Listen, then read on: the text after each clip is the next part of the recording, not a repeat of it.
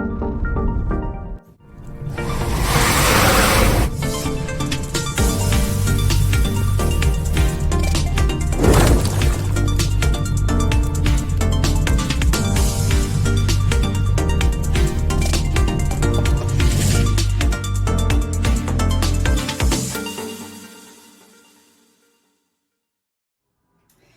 everybody, welcome to the Mama Shoshana podcast channel.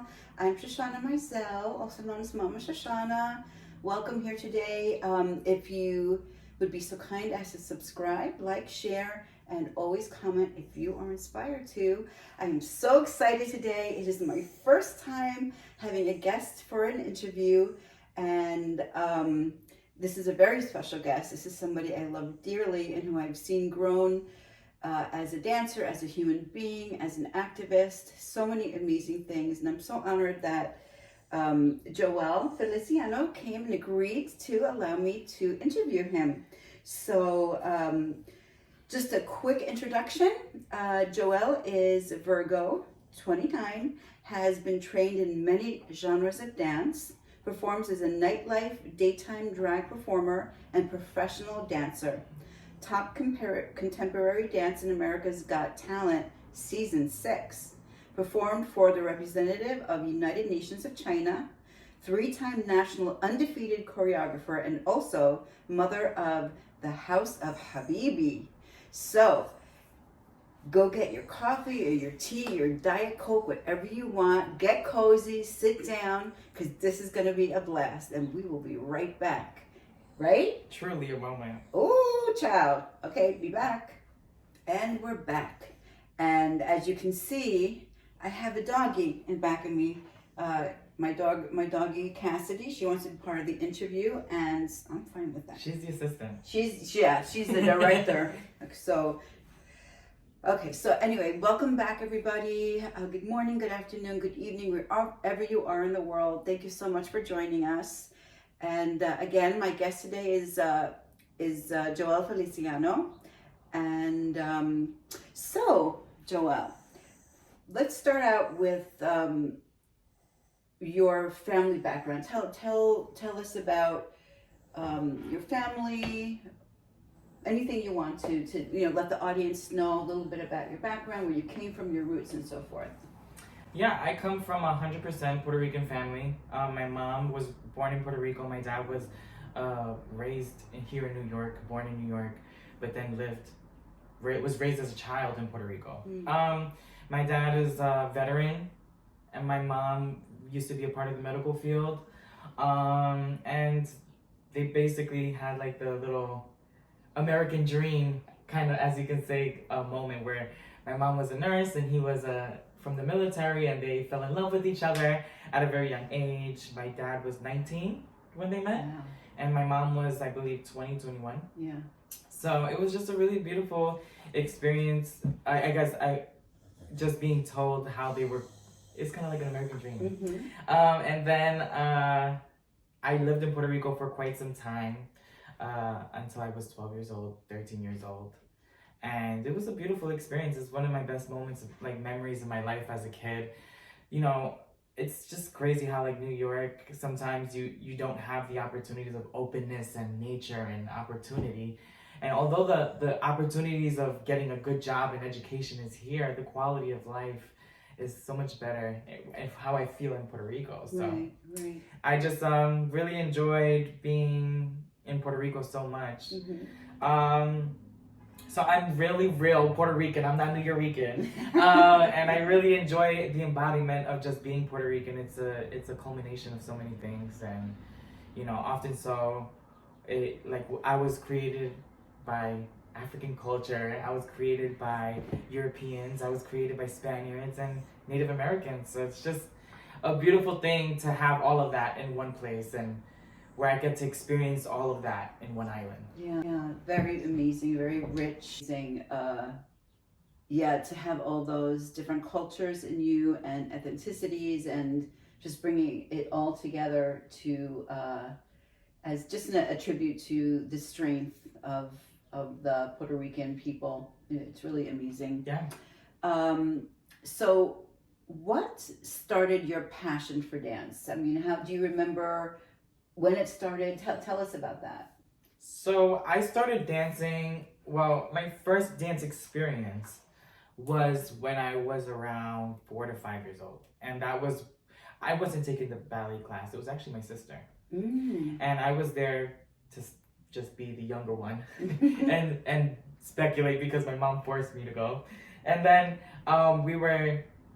when I was sitting down and watching this class, I was so intrigued by the nature of it, of the movement, the discipline, just the whole thing, and just preparing for a showcase that everybody had to watch. I always felt that I always wanted to do that. So I invaded my sister's practice once because the teachers saw the hunger in me to want to be a part. And she's like, "Can you do this?" And I did, and she's like, "Okay, then you're in the show." So that was the first time that I had a stage presence, and that was with Mrs. Mesh. She's a ballet instructor, and in Jamaica, Queens. And that's where I started my first experience. And then my real dance experience, where I got my first scholarship, was in Puerto Rico. I was performing actually for Valentine's Day, so my dance anniversary is happening in like a week or so. So when I started dancing, it was really because I was bullied a lot. I was going through a lot, being a person that was originally from New York, I was confusing languages at a certain point. It was very difficult for me to be able to pick Spanish or English. So I found it very difficult of wanting to speak when I was younger. I did have New York friends, which made me feel comfortable, and luckily, by the grace of God, they were like my neighbors. So I had close friends, but going to school was very difficult for me, always. And I always felt different. I always felt like I didn't belong, a part of like the social cloud of being a kid. And I used the art of dance to be able to translate what I truly felt. And not only that, but I always wanted to be better than everybody else.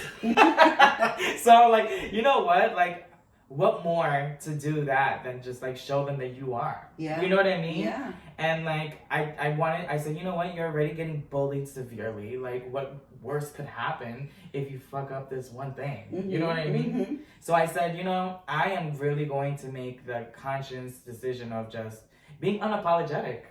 You know, being scared and not saying anything really did nothing for me. Right. And so now voicing my opinion, but in a place of where it makes you think, then I think that that's like the most beautiful thing. Wow. And I got a full scholarship after my first performance dancing. I was in an international competing group in Puerto Rico. So basically it sounds like, and I can totally relate to that, I mean, dance was already in you. It was something that, you know, just needed to be taken out by a teacher, but that the feeling of being rejected by society or being rejected by your social group, that was the way for you to express yourself through dance. And yeah, I can definitely relate to that. And when, how many years ago was that you got that scholarship? So, I was 9 years old. Oh, so this year will be your, this Valentine's Day will be how many years? This will be my 20th year. 20th year, wow. Dancing. It's amazing. And you're only 21 years old, that's incredible. Okay, so what would you say, some of the greatest challenges and accomplishments as a young up and coming dancer, when you actually started to be in the field and auditioning and so forth? What were some of the challenges and some of the accomplishments?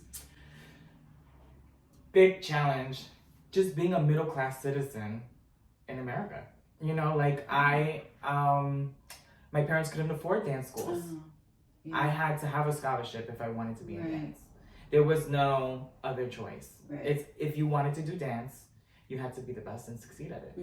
And so my competitive spirit and the way that I carry myself with dance is exactly that, because I had to survive to be able to exist in dance. And so I was always very hungry. I always wanted to be the best. I always wanted to do everything in my ability to be able to make it. And so that's how my dance spirit was like ignited. Right. It was ignited by survival. It was the only way that I could be able to dance. My mom was always there for every show. She was there to pick me up after every rehearsal. But dance wasn't celebrated for me with everyone. You know, my dad wasn't in full terms with me performing and dancing and stuff like that. And whenever I got a bad grade, it was the first thing he wanted to take out, regardless of the efforts that I put into it. Right. But he also realizes now how much that was not the way to go, as him upbringing me. And we've created such a better relationship by him realizing that. Yeah. So, yeah, I think being a middle-class citizen is definitely one of the hardest things. I was also the different one amongst different people. I was in a dance school that was like 99.9% African American, and I was the only Spanish person there. Okay. And so like my culture of like what I was used to celebrating, even though I celebrated West African and Puerto Rico, it was never as culminated as it was where I was at. And so being a part of DeVore Dance Center and really learning all these different genres of dance, it really just empowered me to be more and do more. Right. You know? And so that was, I guess, one of the biggest tribulations is being different amongst different people and trying to be noticed. Yeah. And then also just surviving, period, in wanting to do something so badly that only you can be able to do for yourself. Yeah, yeah. And what would you say were some of the accomplishments? I think just the fact that you persevered through, you know, being the only Puerto Rican there, and having to, like you said, having to be better and probably practice, and you know, that in itself is not only a challenge, but it's also an accomplishment. So like a lot of your challenges you met on head on, and they made you, you know, your perseverance, it made you what you are today. I mean, it's really incredible. And the fact that, yes, it is very incredible, Cassie, and the fact that I happen to know you, and I happen to know a lot of the challenges you went through in many different levels and many different facets of life. You never give up, and it's not that you ever surrender to something and then you fall down and then it takes a while. You are always persevering. There's just something that you were born with in you that there's no I can't in your bloodstream. No. So they're just incredible. It's really amazing. Yeah, I was raised by the best. My grandma, she was the first documented woman in America to have lupus. And she had it for over 60 years. Yeah. And she was constantly told that she wasn't going to live past a certain year. So the fighting of like wanting to fight for life and fight for love and family and fight for what you want, I had a prime example and mentor for that, and it was my grandma. So I always give that to my grandma, because I wouldn't have that fighting nature if it wasn't because of her. Yeah. Wow, that's incredible. What was your grandmother's name? Elizabeth Medina. Yeah. She was so beautiful. You look so much like her. Oh, yeah. I pride myself in looking like her. Gorgeous, beautiful woman. It's so funny. It's like all of them have like the same stamp, just different complexions and stuff like that. It's amazing. So it's beautiful. Yeah. So I'm interested in, you know, as myself, you know, starting to become an up-and-coming, you know, belly dancer back in the 80s.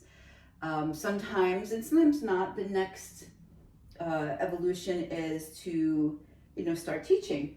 So how did you start teaching? How did you experience teaching? What is it like for you? And how did you get into it? I was teaching for a long time. I was teaching in many different places, but I pride myself into teaching in a studio where we met. Yes. I was so excited because I was the one who created a competition group Yeah. that thrived so much in the studio. I was able to teach so many different genres of dance. At that time, I was in a dance company known as Skin Dance Company, which is artistically translated by Tina Thompson, and she's alumni of Dance Theater of Harlem, Alvin Ailey, Martha Graham. She was also like a world announced fitness guru. So at that time I had great mentorships of people that had good intentions of just having a great career. Yeah. And so with that, I was able to take the knowledge into teaching. All the things that I learned in my life from great people such as like Obadiah Wright, from Tina Thompson, from Joseph Woodson. I really learned from great people. And so to be able to teach those to a generation of kids that don't have access to that is something that is fruitful, because I'm kind of like a young generation of dancer that was conditioned to an old generation of dance. Right. So I'm kind of like the last of the hooligans. Yeah. So I really enjoy being like that person that can continue on something that may not exist anymore. Right.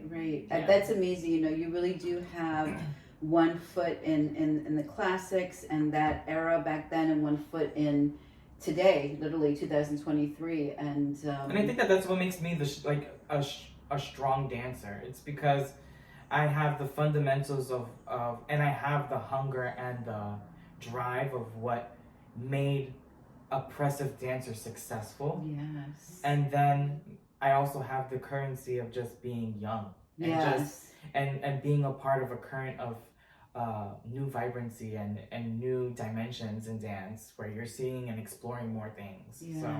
I feel myself being kind of like in between both. It's amazing. I'm so excited to see, you know, all the things that are coming, because I know you have a lot of plans for great things. Yes. We'll let you know.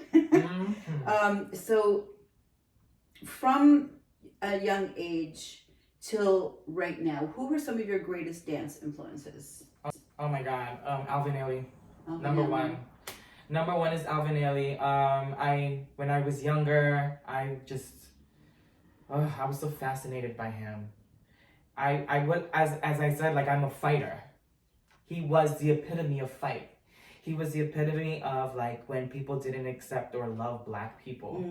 He was the person that, I'm gonna show you what we go through, but through art. I'm gonna show you the pain that I've been buked, I've been scorned, the revelations. It is so empowering. It's so powerful. The way that they train their dancers, the way they have their dancers look, they're athletes. Yes. They're athletes of the art. Yes. They're the prime, the pristine, you know? Yeah. And seeing them in pictures and seeing them in live person, it's just the most it's like supernatural. Yes. And luckily I was able to perform with people who have that legacy. I was given that blessing in this world, in this lifetime, to have that. And yeah, Alvin Ailey's definitely one of them. In belly dance, Tito Saif. Yes. You can't go bad with Tito Saif. He is something else. Such a charmer, such an entertainer, so professional. Has this infectious energy of like light, and like he just oozes superstar, you know? And he's the type of person that he's like, I can do everything and I can do it perfect. Yes. And it's kind of just like, he's the master. Like, he's the mastery of what he does, you know? Yeah. And like, I just really, really enjoy seeing him perform, because it's always something you haven't seen before. And it's also something that will constantly always change. Yeah. And that's what is exciting about dance. It's like constantly seeing something different. And as for ballet, I was so obsessed with like Baryshnikov. Baryshnikov was like the guy that smoked in the classroom that, you know, like, and everybody wanted to be around him. Everybody wanted his attention. and he was one of the best teachers in ballet, you know? And so I really aspired to see those eras, like where the teacher was just in class, like in a straddle split, Yeah. telling you what positions to do. They wouldn't move an ounce or a finger, and you better be on time and in position. Right. So that's what I was raised to be, and those are the teachers that I really love. And now it's just more, the kids need more interaction, because I feel like this generation, especially because of COVID, they need love. Yeah. You know, and in our generation, it was kind of like, at least my generation dance, it was more about tough love. Mm-hmm. Like, all right, this is what you got to do, and if you want to make it, this is how you're going to make it. But nobody's going to help you, so you got to figure it out.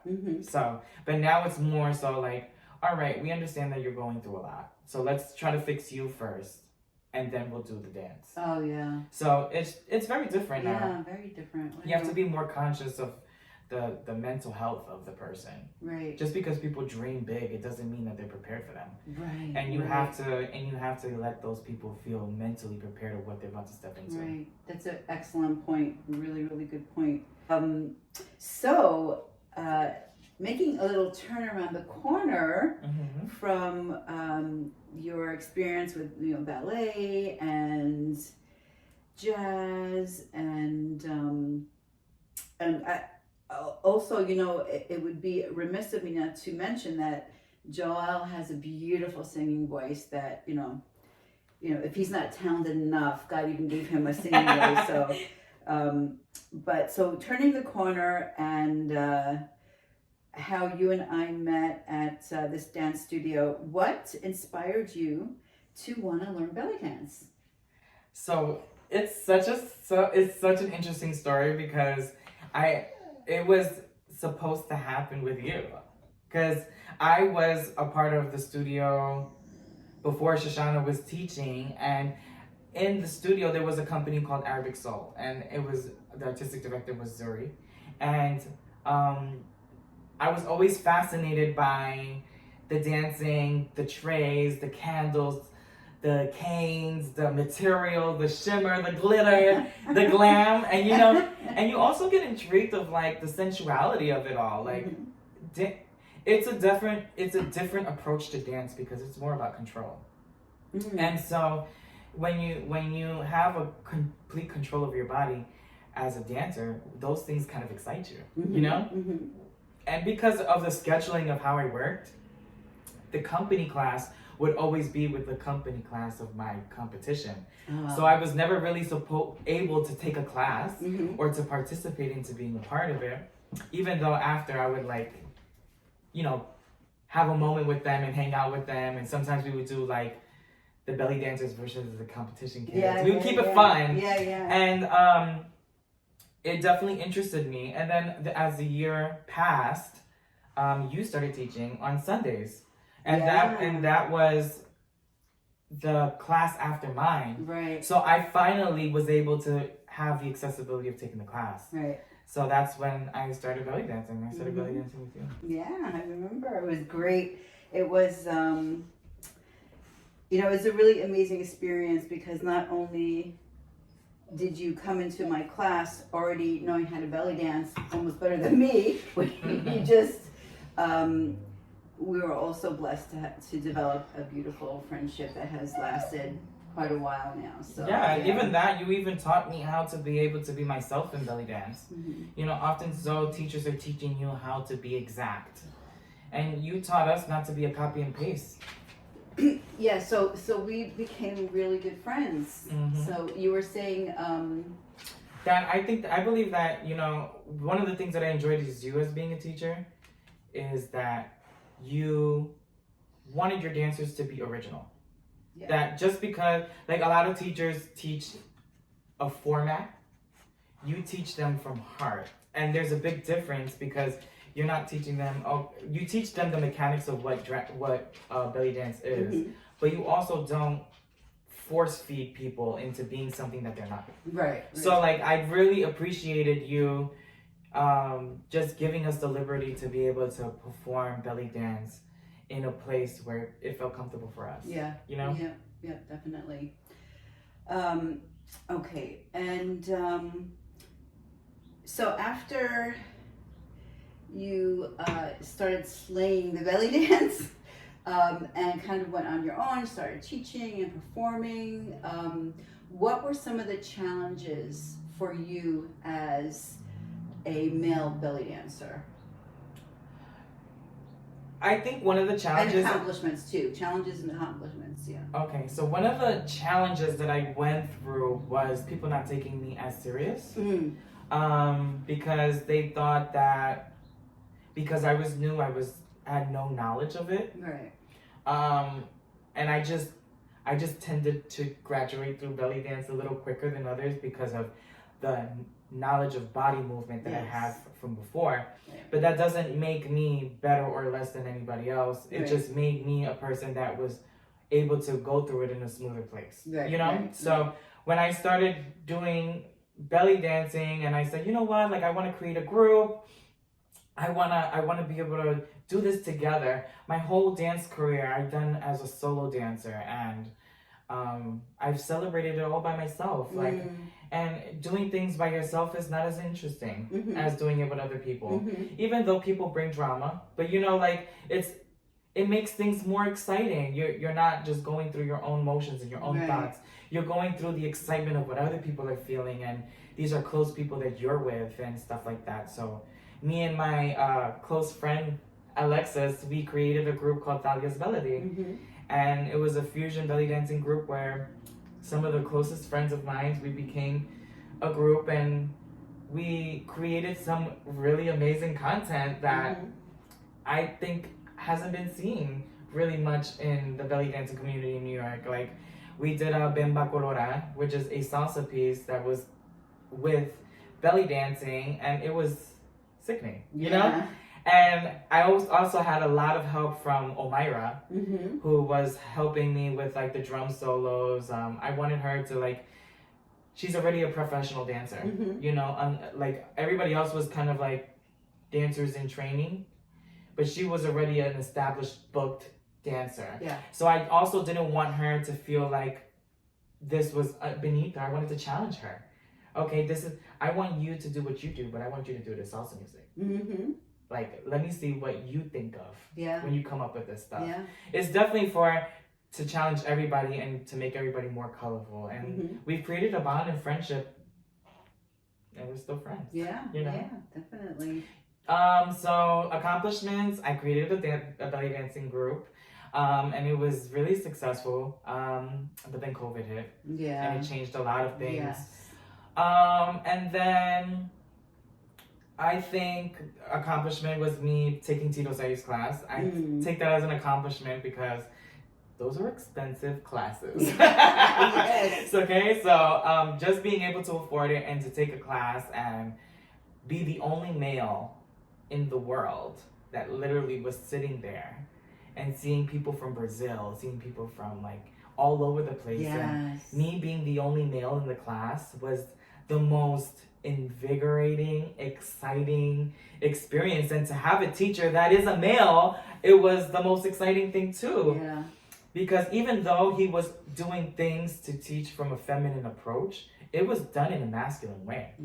And that's exactly who I am. You know what I mean? Yes, you are. And I'm just like, I am so excited to be here. So it was definitely one of those things, and performing for the United Nations of China was pretty mind-boggling. And I also didn't know that person was there. I was booked because I was performing for a Chinese New Year's, and a composer from China named Melody Yan, she's like a fusion performer.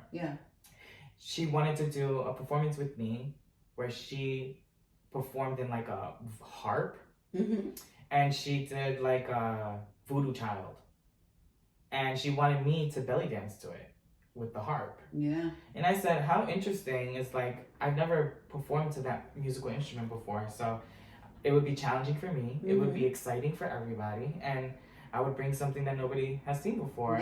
You know? So then as I went to the event, it was in a library. It was like not anywhere crazy, you know. But it was Chinese New Year's in Main Street, Flushing. Yeah. So you could only imagine the Yes. parade and everything was huge. And yeah, Flushing in Queens, New York. Yeah, it's super fun. Yeah. And then they were like, I just want you to know the front and center person is the United Nations of China. They're gonna sit here to watch. Wow. And speculate the show. Woo. And I was just like, oh my God, like the pressure of just doing good just went to 100. And I was just like, oh my God, I'm so nervous. But it was just a really, really good experience. I heard nothing but great things. So it was beautiful. You actually posted it on social media, and it was just beautiful, gorgeous, just so passionate and elegant at the same time. It was really, really. And I would say my last accomplishment would also be connecting. During COVID, I connected with people around the world in belly dance. And one of the belly dancers from Brazil, his name is Beto Walker.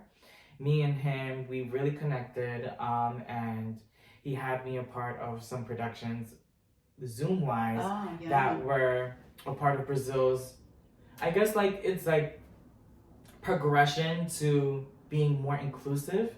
It was called Black Plus Size.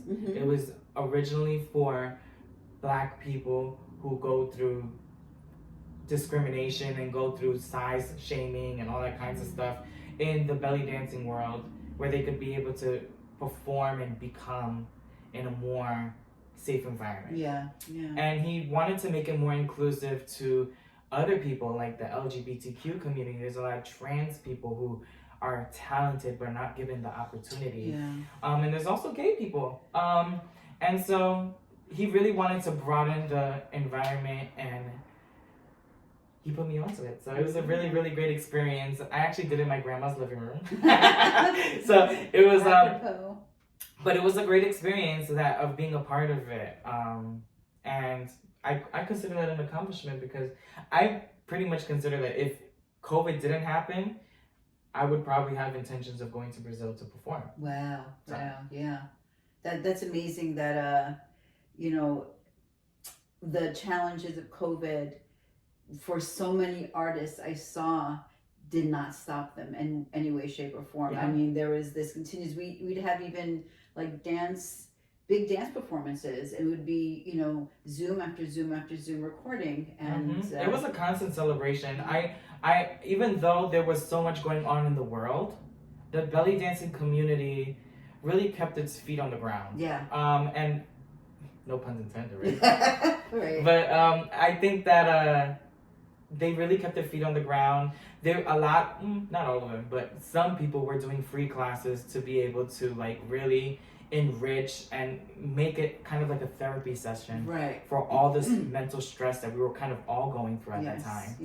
And it was just really nice to see like people like Brandy Heward that were teaching free classes and stuff like that. And it's just, it was really just a great experience. There was also so much happening in the time. There was Black Lives Matters. There was protesting. There was the world was going in flames, really. And so I made an equality project, and I brought different people from different arts and different walks in the world, and I wanted to do a video that basically empowered everybody. Because we're going through this time that is only going to happen really once in history. And it's going to be in the textbooks, so we might as well this is going to be in the textbooks. Oh, yeah. I'm telling you. So, okay. So, now we have another corner. You made a sharp left and right, and then right down that lit stage with sparkles and bubbles and all these amazing things. Wigs and lashes. And so tell me about your journey and about your journey and experience as a drag queen, and then being the first ever belly dance drag queen. Tell me about that experience and how did that all come about? Belly dance actually made me a drag queen. It's the most weirdest thing. I was hired in it's a LGBTQ bar in Roosevelt, Queens. It's known as Friends. Mhm. And I was an Arabic male performing dancer that used to perform there Mhm. on a weekly basis on Wednesdays. And so they had a competition that was for the king and queen of Friends Bar. And basically, if you won a cash prize plus an annual gig weekly Right. to the venue. So I decided to go on the competition. Me. I do this all the time. Peanut butter and jelly. So I got excited, especially because I wanted to be a king. Yeah. So I went into the competition as a male performer, as Sarha Abdul, Yes. and I did well until all the male performers basically dropped out. Oh. And then they said, hey, well, we're not just going to give you the crown of being king, you have to learn how to be a queen. And so, within a week span, in the semifinals of this competition, I forced myself to do drag. Because I'm not a person to quit things. Like, No. I'm not a person to quit things. If you give me something, I'm just going to go with it. Mhm. Like, I can do it better.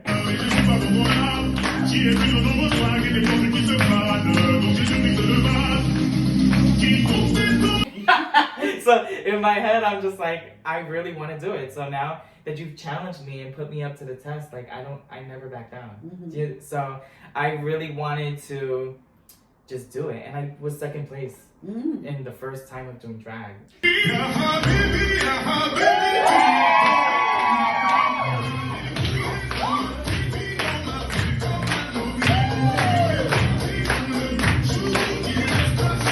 So tell me, so in other words, you were actually entered it as a belly dancer, but and left as a drag queen. As a drag queen. So you Yeah. had the traditional, cabaret dance, like the bra and the belt and everything, and the long hair. Mhm. And so yeah, okay.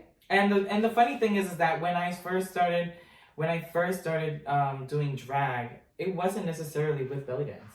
I was afraid to associate belly dancing with drag Mm-hmm. because I didn't want to offend anybody. Yeah. But then I started realizing that how much I love belly dance, Mm-hmm. and I know that it's something so different, and it's something that some people need to see. Like how many LGBTQ Arabic events exist in New York I've not City? heard of any. I mean, There's not many, and so like when they go to the club, they're listening. but I have a feeling that now there will be. Oh yeah, there has been. Okay. There has been. Yeah. And so like it's very interesting to see like people see me perform belly dance because I get like Turkish people come up to me, or people from Albania, or people from Egypt or from the Middle East. They literally are like, wow, I never see this. And it's so good to hear my music in the nightlife because people don't celebrate this. Yeah. And that's what it's all about. It's about us celebrating each other. This generation has become a generation of cancel culture, and we're gonna talk about it. Okay. Cultural inappropriation comes from doing it inappropriately. Right. Right. And so a lot of people think that because of me being a Puerto Rican doing belly dance makes me culturally inappropriate, but that's not really what it is. I never said I was the belly dancing queen of Egypt. I said I'm the belly dancing queen of New York City. So with that said, it's an art form that's being celebrated by so many people. You being a person that's Jewish and Puerto Rican, you have that idealism of doing belly dance in the golden era, and you celebrate it traditionally. And so not everybody is going to be from the Middle East to do Middle Eastern arts. Right. The whole point of it is so that we can bring it to more people's attention. And why compartmentalize us even more than what they're doing to us, period? Yeah. When you say us, what do you mean exactly? Us as an artist. Oh, okay. Artists, we are constantly being put in places. You're a singer, you're a dancer, you're an actor, you're this, you're that. No, you could be everything. You can be everything that you want to be, as long as you're good at it. You know what I mean? Yeah. And I think that often, especially when I transitioned into drag, belly dancing and dancers became very curious of me. Not only because of my transition because they thought that I was trans. Okay. It was also because they were like, you were doing so well with belly dancing, why would you go into drag? You know, and my answer to that is that I'm not one thing. I'm everything and nothing at once. You know, like I always say that to people all the time. It's one of my favorite quotes from RuPaul. I'm everything and nothing. I want to be everything and nothing. I want to be everything that I think that is, but I also want you to not be offended by it. I want you to believe in me just as much as I believe in myself. And I think that just we're kind of going the wrong direction when it comes to how this art world is functioning at the moment. I feel like everybody has become extremely sensitive over their own, that they don't welcome everybody. And inclusivity is art. Like we go into the nightlife as gay people to do drag because we want to be included. Right. So why not do that everywhere? You know what I mean? And so I just think that often so we steer the wrong direction, but hopefully we find our way. Yes, and that is definitely one of the main reasons I asked you here to do this interview with me, because you are such a spearhead of, you know, in your age group, in the many genres of arts that you're in. You are just so, and you know, and so brave in so many ways, but that doesn't mean that you haven't had fear. You have had a lot of fear of things, and continued to persevere forward. And as far as you know, you saying inclusivity is an art, it really is, because any art that we do, whether it is singing or painting or dancing or anything that we present to somebody, it starts with a thought. It sure does. You know, and that thought process and how we execute that in our lives is really an art form, especially when having that sense of being included. Not that you're included just for the heck of it. You still have to work hard. You still have to do your dance classes and practice and all that stuff. But to know that working that hard, that there is a place for you. There's a place where you belong. There's a place where you're welcome. And that is really incredible. And maybe we could like have the governments of the world, you know, learn from you. So okay, so winding down here, just a couple more questions. What are some of your future goals and your purpose in life moving forward?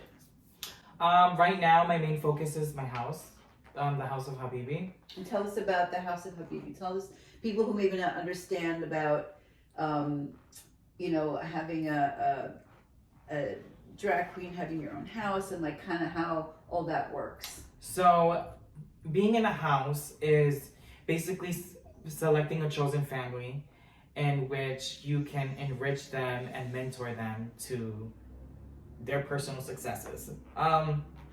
These often so are people that you feel the most connected to, the people that inspire you, or the people that support you. So the house consists of people that you choose to be your family, and you defend them like true family. It's a beautiful experience to be able to do it more so with strangers than it is to do it with your actual family. Yeah, sure. Because these people choose you. It's not like I just popped out and then just, hey, you know, I'm a part of your family. These are people that actually want to be with you, you know? And so with that, not saying that my family doesn't, but you know what I mean? No, I know what you mean. But in this sense is that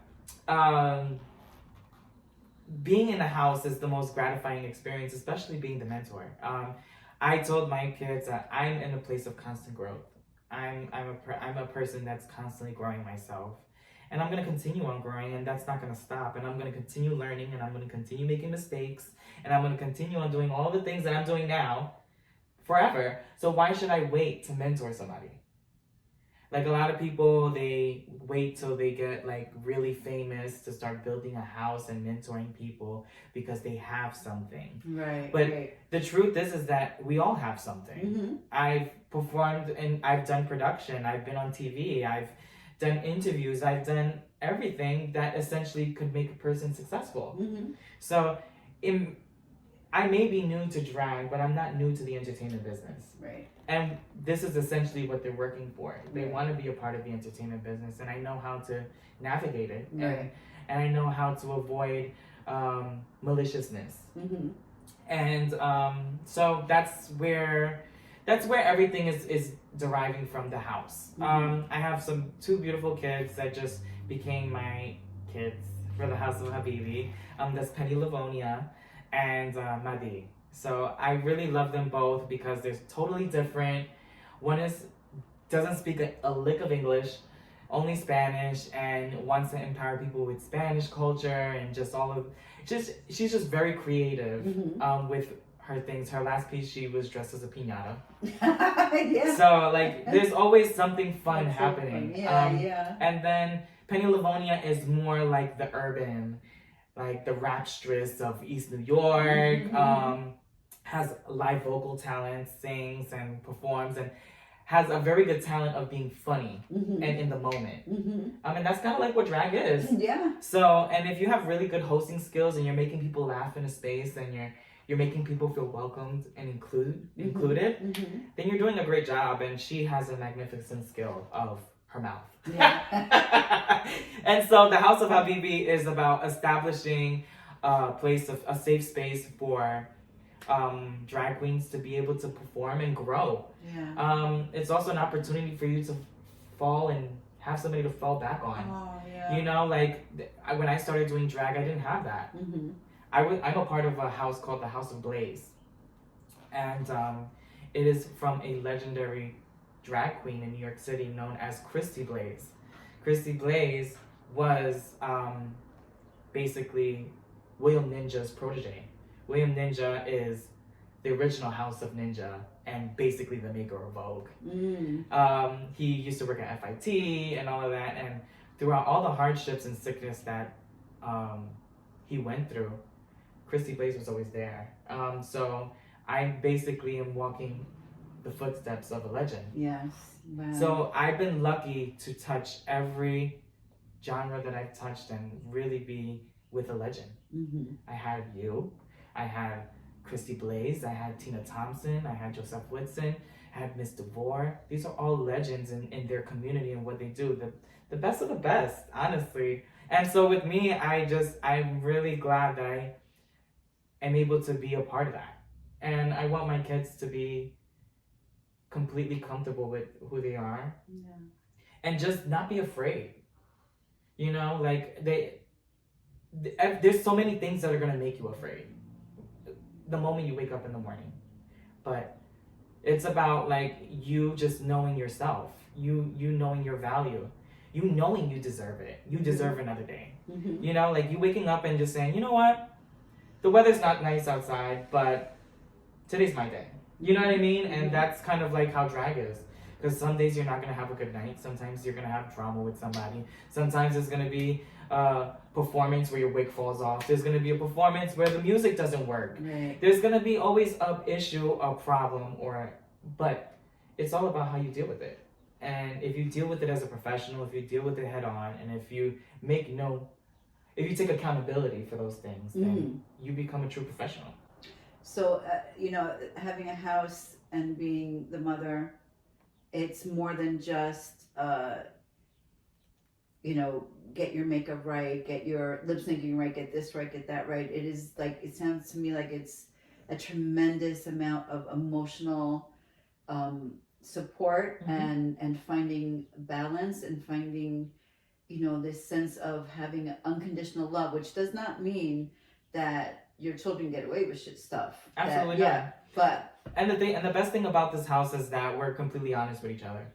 Like my duty as a mother in this sense is being the most experienced performer out of everybody. Right. I give them critiques on what I know they would say to you.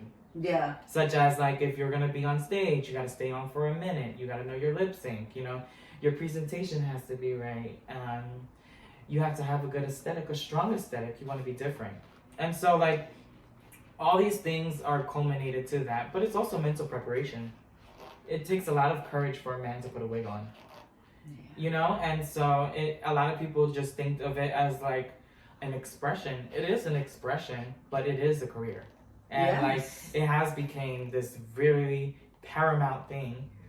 Why do you think people? I mean, people from like Middle America, and you know, everybody wants to come. I mean, people actually like have bridal showers and all this stuff. They love, you know, to come and see a drag queen show. What do you think it is that is so, you know, exciting for people about this? It draws them. Well, it's because it's restricted in their areas. You know, like that. Really, in the Midlands, it's like really hard to be in a drag scene where it's monopolizing like how it does in New York City or like how it does in LA or in Georgia or Florida. And if you're like in Salt Lake City, it must be very difficult to do drag because there's more odds against you than there are with you. Right. And so if you coming into New York City in a place of liberty, you're walking into a more safe place where people are gonna accept you for who you are. Right. And so like the happiness and the willingness is just because they have something what they don't have where they're at. Right. You know, and it's always good to be in a place such as New York City because it is the drag state of the United States. I think they should change the best drag queens New Drag City. Yeah. And funny thing is that like in RuPaul's Drag Race, New York City is known to have the best queens. Yeah. Ever. Yeah. And then so now you have to withhold that. And there's so many queens competing to go to the same thing. Yeah. It's constant excitement. Yeah. Like yeah.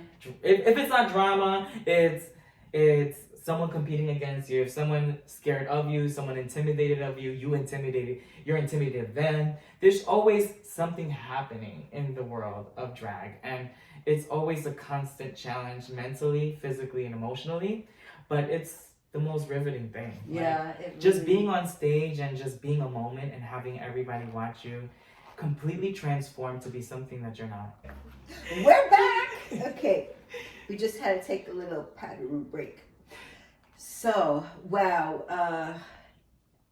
it's amazing. It's like you've had so many different lifetimes in one life. You're quite young, and it's incredible. It's like the creator knows who can handle all the challenges in life and turn it from sour cream into like whipped cream. I like that. Thank you. You can use that one. So in closing, I'd just like to know, for the outside audience, and many people watch this, and people watch it from all over the world, you know, not just in the US. What would you like people to know about you, and for the audience members of our community, our dance community? Many people already know you.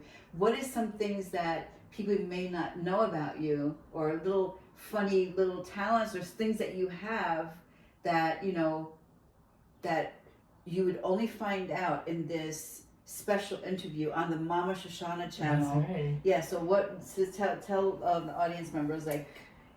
All right, I have a few stories. Okay. All right, I'm gonna get comfortable now.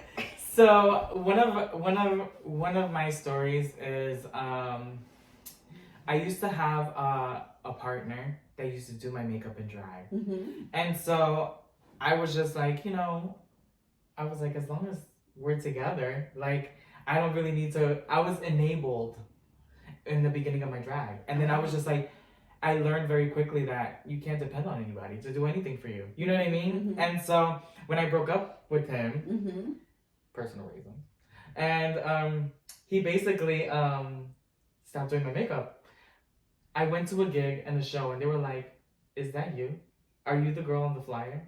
Oh. Because it was a whole different thing, and this was like my first time doing a drag show, and a drag performance, and I was like, yeah, the makeup is new, but that's gonna be fixed. Yeah. So then I had to learn how to do my own makeup in such small period of time. Right. And I'm still learning how to do makeup because it's your face is constantly changing. Mm-hmm. Your skin is constantly changing. Yes. They don't tell you that. And then also like the way that you want to do drag constantly changes, you know? Right. Sometimes you want to look fishy, and in our community, fishy is like womanly. Uh-huh. And then you want to look campy. And campy is more like humor. Or you just want to look gory. Yeah. Like sometimes it calls for that. So like I just love the evolution of what it does. And so my experience of it was an embarrassing experience because I almost felt like I catfished them because of the different makeup looks. I was like, oh. And I think one of my other embarrassing moments was in dance. I was performing a West African piece. They don't tell you, but the African fabric that they do use for costumes are unforgiving. They do not stretch. So like when you're doing certain dances and stuff like that, it tends to rip. So I was performing in your college for for Devore Dance Center's concert, and I was wearing nothing but a dance belt underneath, and my freaking African pants ripped because I was kicking too damn high. And then, I gave them my Little Debbie's. At like 15 years old, they saw my Little Debbie's. So, but I kept going, and that's how these things really work. That's right. You gotta keep going. Yeah. I remember when I first started belly dancing, and I was starting to make my own costumes, and I guess I wasn't understanding how important it was to reinforce the hooks and eyes. So I remember it popped in the back, and I spent the whole show, and it was like in the middle, the beginning of the show, with the bra strap here and dancing like this the whole time. Oh my gosh! So yeah, that's show business, and the show must go on. It's so true. Yeah. So this was an incredible experience. Thank you so much for getting up early on a Saturday morning, to come here and do this interview. And in closing, I just have to say to our audience members how special this young man is to me. We call each other Belly Mama and my belly son. That's right. And through, certain challenges and, things change and jobs change and, relationships change and all these kind of things happen outside of you. We have never, ever, there's nothing ever that has broken our friendship, our connection. And I remember when I thought I was a lesbian for like a week, Joel, I went to him and he was quite a bit younger than now. It was like almost, let me see, it was about 8 years ago.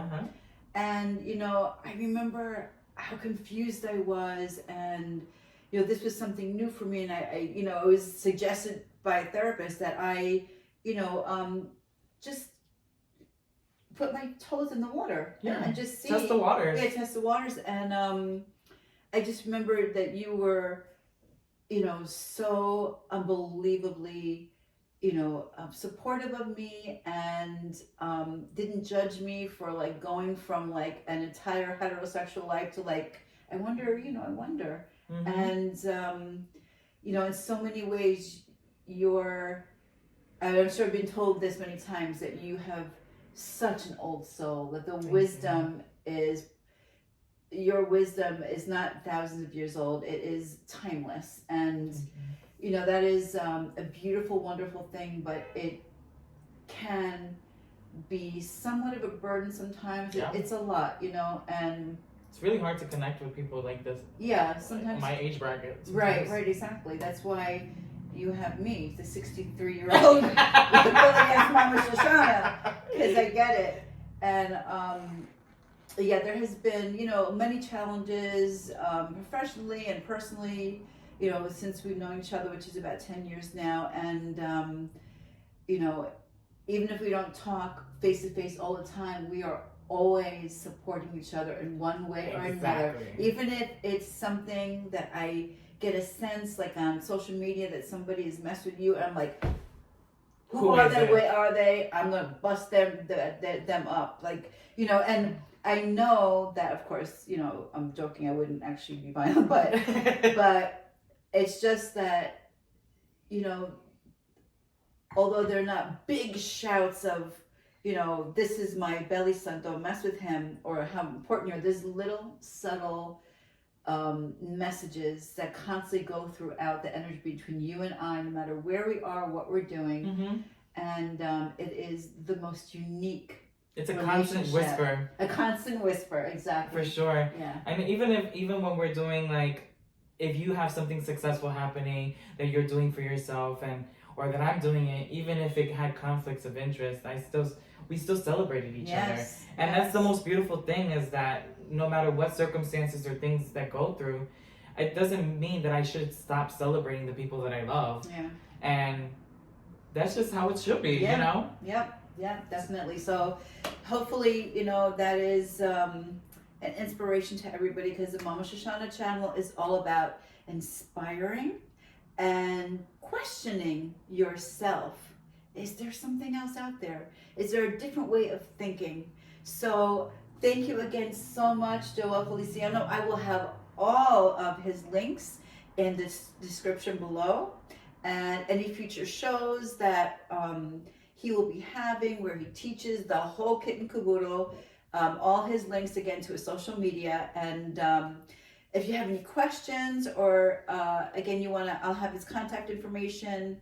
If you would like to hire his Joel or his dance troops, or the House of Habibi, that will all be available to you in the link below. So thank you again so much for sharing this time.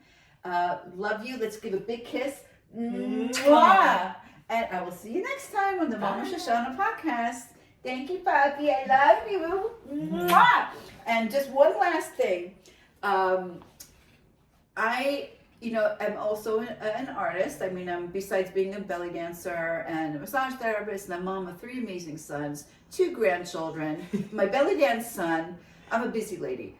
And but I was inspired by Joel, just because he is so much a part of my conscious and subconscious life, and the challenges of being in the world, being a gay man, and everything, and the challenges that come, and the violence that is perpetrated upon the LGBTQ community and trans people, trans men and women. It just really, really touched me. So what came about was this piece here, and I have shared this on the Mama Shoshana channel, and I explained everything that it meant to me, that you are the inspiration for this. So I'm just giving this to you as a gift. Thank you so much. And yeah, and it matches your blue hat. It's perfect. Yes, it's meant to be. So cute. So that to me is the essence of Joel, is the strength, the vulnerability, and just as the energy goes back and forth, it's everything that you've been through, but you still come through as this amazing agent of God. And I'm just so grateful for you. Oh my God, this is so sweet. Thank you so much. You're welcome. It's beautiful. And she has much more to give. So if you guys are interested in all her artwork, I would suggest you to go, because this is cute. I'm just saying. Okay, so anyway, goodbye again. Thank you so much for being here, and we will see you next time. Bye. Bye.